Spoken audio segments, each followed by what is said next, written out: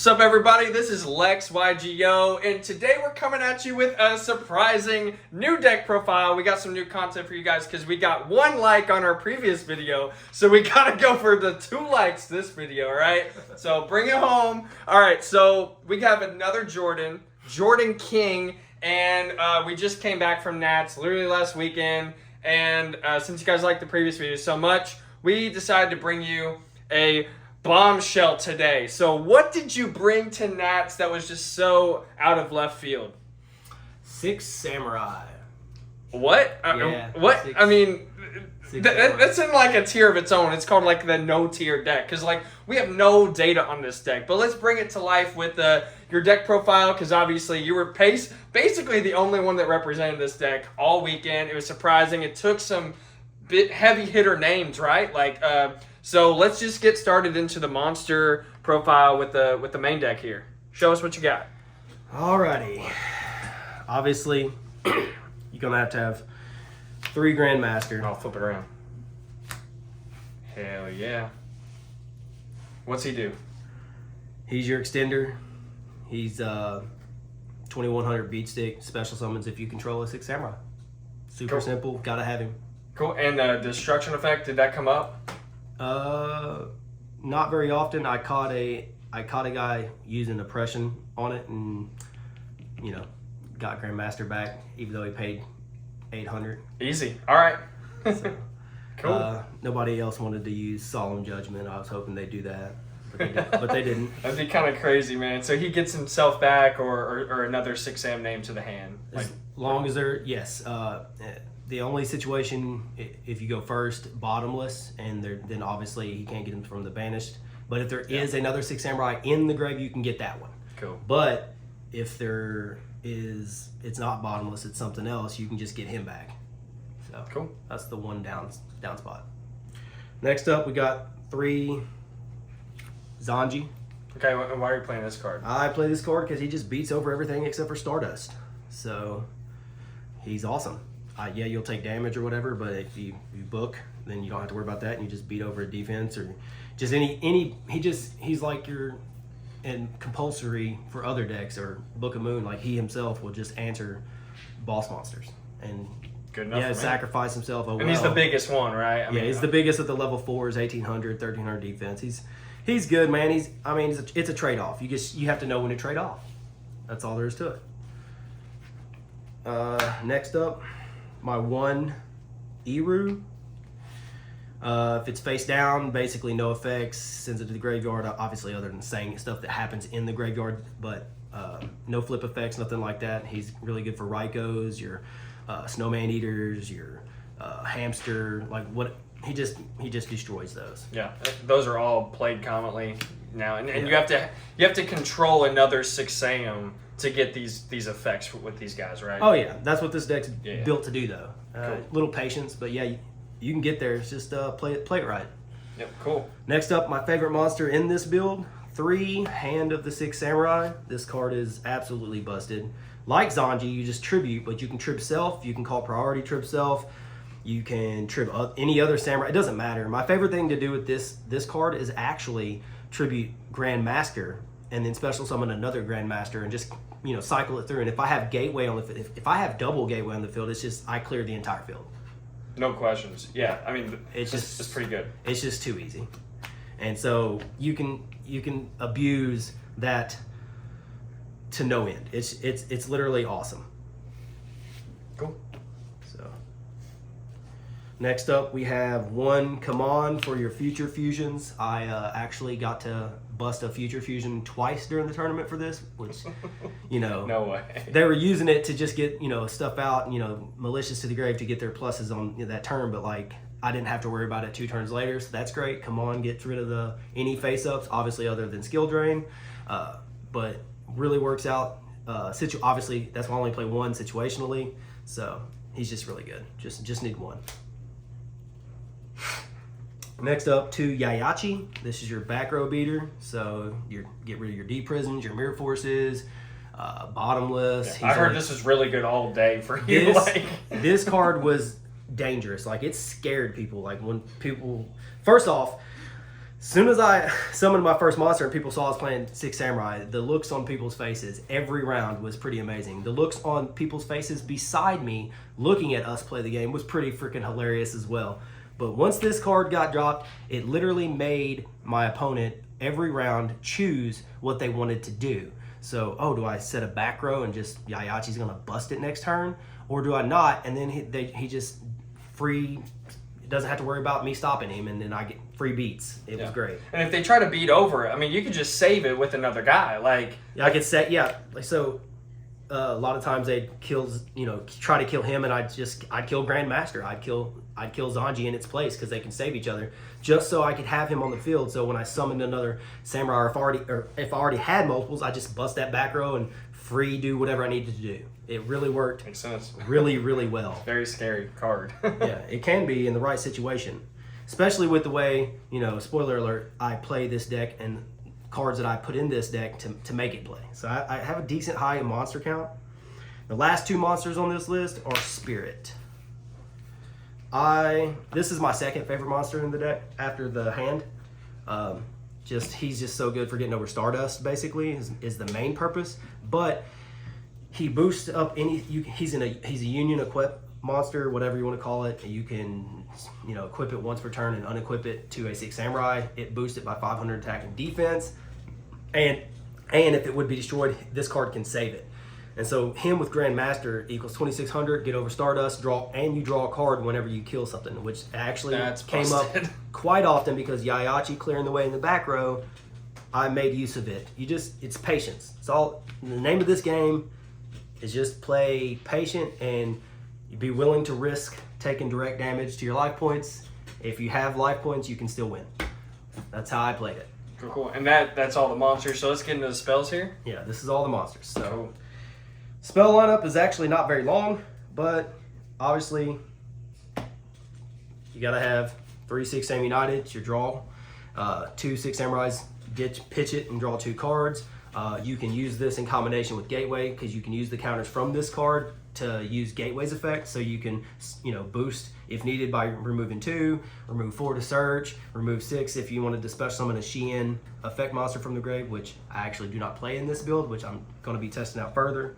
By the way, I did not test this deck very much. I have not played Yu-Gi-Oh in years, since 2017.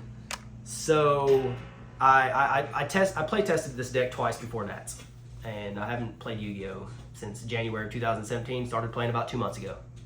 It's pretty awesome. I love this game. So just a little tidbit for you guys. It's awesome that you're getting back into it. Oh, I love it. Format's awesome. Next up is your 3 Gateways. This is literally the best card in the deck. There's nothing better than this card. This card is how you do everything in this deck. The deck is predicated on this. The card that broke Yu-Gi-Oh, really. I mean, it's that good. Yeah, when Storm of Ragnarok hit, this card got an immediate emergency limit, so because it was busted, and it's still busted to this day. I have a current Samurai deck built that's pretty busted as well. Though I wouldn't call this Edison Samurai deck busted. I have a lot to do with with making this deck better, and it will get better. Trust me. And when it does, I'll show you all again. Good to know. It's a work in progress. Oh yeah, definite work in progress. I was pretty happy and impressed with how it performed at Nationals. Next up, your 1 Roto, because I play nothing but Warriors, and only 3 of them are above level 4. The rest are 4 and below. So staple, gotta have it. I am very aggressive. I want to get to my Gateways and 6 Sam Uniteds and other cards I'm going to get to, and so I play 3 Upstart. I don't care about life points. It never came up. I didn't care if you had 11,000. I was going to kill you anyway, and I did. It was awesome. Love this card. Enough said. In my opinion, it's a staple in this deck. Your 1 MST, gotta have this, skill drain, or just if I blindly wanted to blow stuff up because I have Yayachi as well, whatever, just blow stuff up. It's great. Getting rid of the back row. Clear my way. Everybody knows MST. All right, here's the 2 tech cards. A buddy of mine, me and him discussed it. Brandon Rieger, shout out. This is the second most important card in this deck. one of this and 2 gateway, or one of this and 1 gateway and 2 united, or what have you, equals literally just do whatever you want. God mode, right? It's pretty much, I can control everything from that point. I played the 2. If it was at 3, I'd be putting 3 in here. It's limited to 2. So yeah, pay 500. I side oppression, so I can even play oppression and play around my Grandmaster, since you can use my oppression to negate my Grandmaster and I wouldn't get his effect, but I just tribute summon him with this card because I don't care. If I wanted to just get him out, I'm really, at this point, I don't need Grandmaster. I'm using hand and all the effects of the other monsters to abuse their effects is why I'm doing this. And it's so great to be able to just keep flooding the field. Like, it's just awesome. And getting the gateway tokens and the united tokens, like it's crazy. Round 2 against Blackwing, guy torrential tributed me. I had 3 monsters on field. Then I flipped this, and I had the gateways on field, so I just replenished my field, and then went into battle and OTK, just won. Cleared the. It was amazing. It came up quite often. I just got to get into it. Believe it or not, the deck will thin itself out fairly quickly. Just because the 6 AM United is the gateway searching. It's just play. You build into this. I'm not doing this by turn 1 or 2. You just have to survive, which I've got other cards in here to help me survive. And if you play correctly, you will. And by turn 2, 3, and 4, I've got the gateways, I've got the 6 AM Uniteds, I've got this card, and it just builds and builds until it's a snowball avalanche effect. You just can't stop it at that point. So if I've survived by turn 3, I'm probably going to win with this deck, the way that it works. That's just how it did. That's how it performed. That's how I built it to perform. All right, next up, I play 3 Starlight Road to protect the gateways, to protect from Heavy Storm and Ab-Zero and just all the mass destruction that can occur. Icarus, Blackwing, oh my God, the Icarus attack, this was just busted. Torrential, yeah. Mirror Force. I always had, at least, it seems like I always had one of these. So when they went to get rid of it with the heavy, or when they wanted to blow up my field presence that I built, and then I just had this, and then it was like, well, dang, now I got Stardust. Did this ever clog at all, or like did you feel like you wanted to play less of the card throughout the matches? Actually, no, it never clogged. Even when I main-handed 2, and I survived till turn 3, and it turns out it worked. I didn't need to use the second one, but it was never dead, because then I just one of them got MST'd actually, so it was fine. I was glad I had the second one because it worked out. So because this card makes me comfortable playing dropping my continuous spells and traps and then setting a bunch of back row, which is what I did a lot. And I was just comfortable because now you have to choose. You have to pick if you got your 1-for-1s to get rid of it. Like the worst case scenario is Phoenix Wing Wind Blast. Because it puts it on top. Stuff will it's a 1, pick 1, put it on top of the deck. But like I can play around that. That's fine. It sucks, but whatever. And if, like I said, if it was turn 3, it was too late. This card was awesome for me. Obviously, your 1 Solemn Judgment card's busted. We know what it does. Trap Dust Shoot, busted. Know what it does. Get information. Get rid of what I think is the most important monster. Mirror Force. This card's busted. Protection. Keep my monsters on the field. 2D Prison. This, get rid of your opposing Stardust is the main play, or your recruiter monsters, the ones that want to die by battle. So your opponent's trying to suicide into you with Tomato or Turtle or whatever. I just deprison it, get rid of it, or any other important monster. It's great banishing important monsters. That's great. 2 Bottomless. This card is awesome. I love this card. Monarchs, they get rid of my stuff, but at least I get rid of theirs, and just keeps me on board long enough, survive long enough. As you can see, I'm playing a lot of protection, guys. And then 2 cards a lot of people gave me crap for, but didn't matter. The Monarch matchup, this was great. Stopping attacks, this was great. Stop Stardust, this was great. Until I could just beat over it with the Spirit and Grandmaster, which is what I did. Anyway, so that's the main lineup. Lots of protection, and then lots of ways to protect all the back row. That's pretty much how I built this.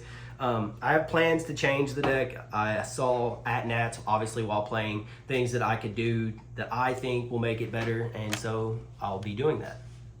Awesome. Cool. And we got the extra deck, the 10 card extra deck. Yeah, I have a 10 It's a card spice. extra deck. Obviously, I don't have a tuner in my deck. I actually side Rose Warrior of Revenge. We'll get to that. So I do play synchros other than Stardust for Starlight Road, but that rarely came up. I think twice throughout the entire tournament. But I got 2 Chimera Tech Fortress. Obviously, I side Cyber Dragon, so get the Extra machine deck is pretty self-explanatory, so you can... for any machine matchup, which I never had. I never played a machine. All my matchups were, 2 different Blackwing, Frog Monarch, Hero B, Diva Hero, and what else was there? Yeah, Blackwing, Vayu Turbo, Hero B, Diva Hero, Zombies.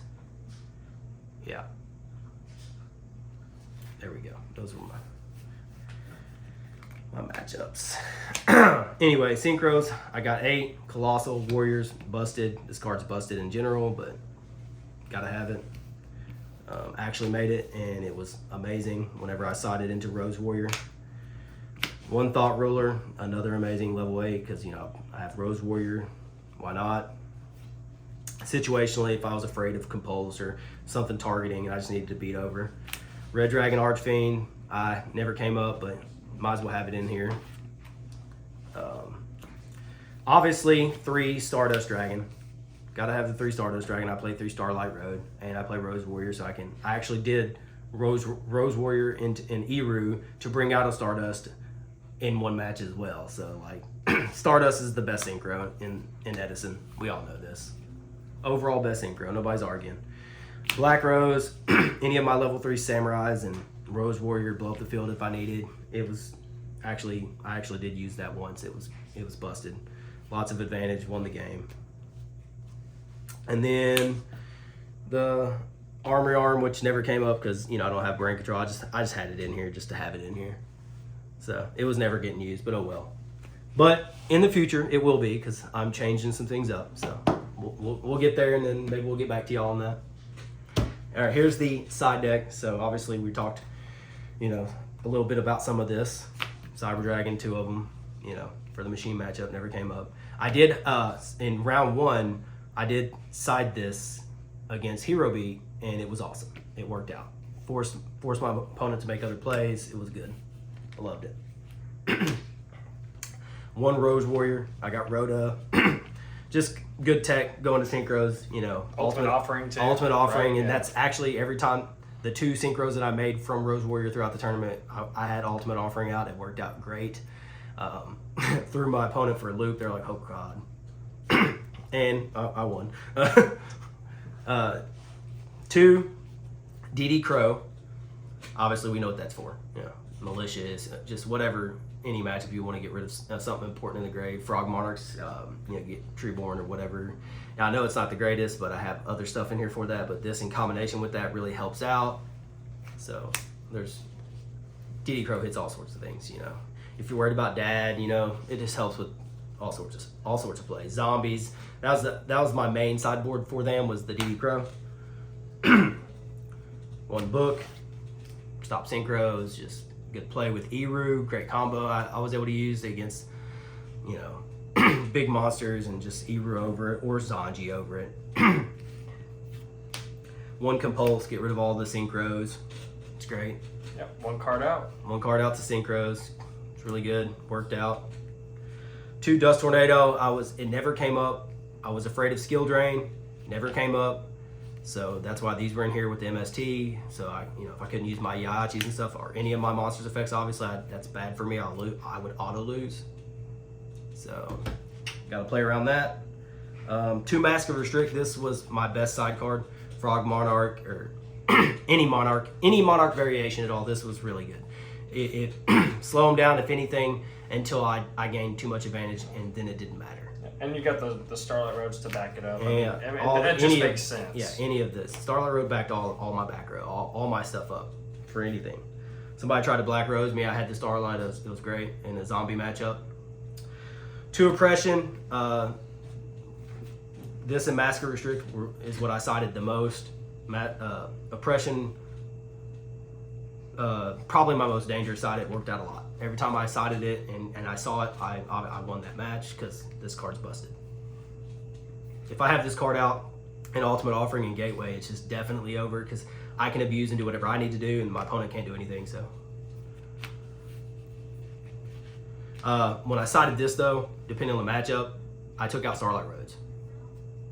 Oh, interesting. Yeah, because I don't want you're just going to use my own to negate my Starlight Road. So I had to play around that, and at this point, I'm trying to control in a different manner with this card versus controlling with all my monster effects and all that Plus, stuff. Plus, you're playing the mind games, right? Like they've already seen the Starlights, you know, potentially. So you're trading those out for just more firepower to back up. Exactly. Like obviously my opponent didn't know I was siding out the Starlight Roads, but this would pop up and I didn't need Starlight Road at that point. Now they're worried about getting rid of this card.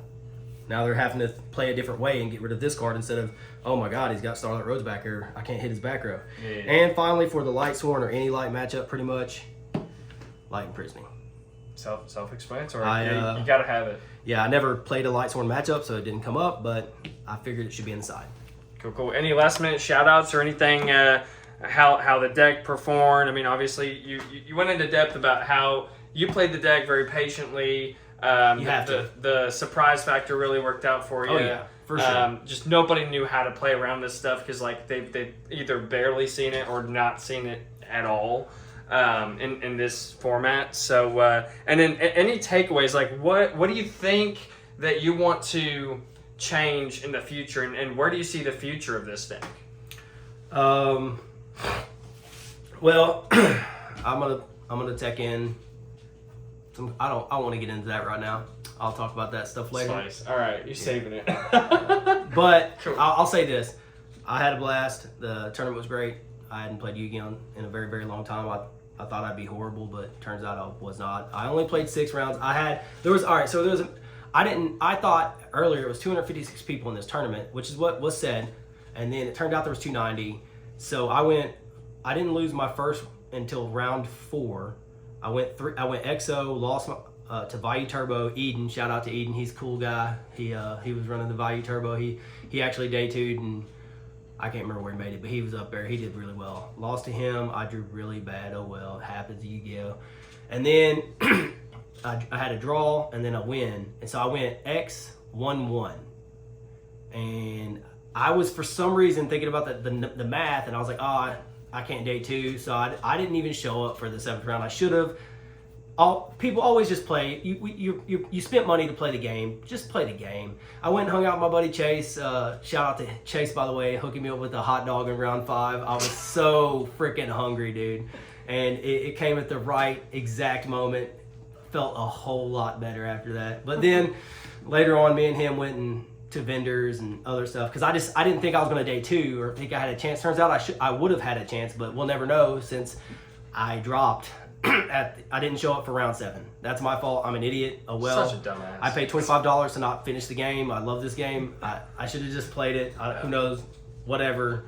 It is what Didn't it know is. where you went, man. I thought it was just a long bathroom break for you, man. Like, Yeah, it is what it is. I'm an it's idiot. okay. I should have played it out. Maybe I'll go X2-1. Maybe I go X1-1 still, and I'm day 2-ing, and I feel differently, but I'm an idiot. Oh well, it's over. It's over with. Who cares? It's all right. Well, you've definitely shown the power of this deck, and it definitely has potential going forward. I think it's a good matchup against maybe Diva Hero Beat and Black Wings. I think you just stomped those. Yeah, the those Vayu matchups. Turbo I drew really bad. No excuses or whatever, but I did draw really bad. The regular Blackwing, it was not a hard matchup at all.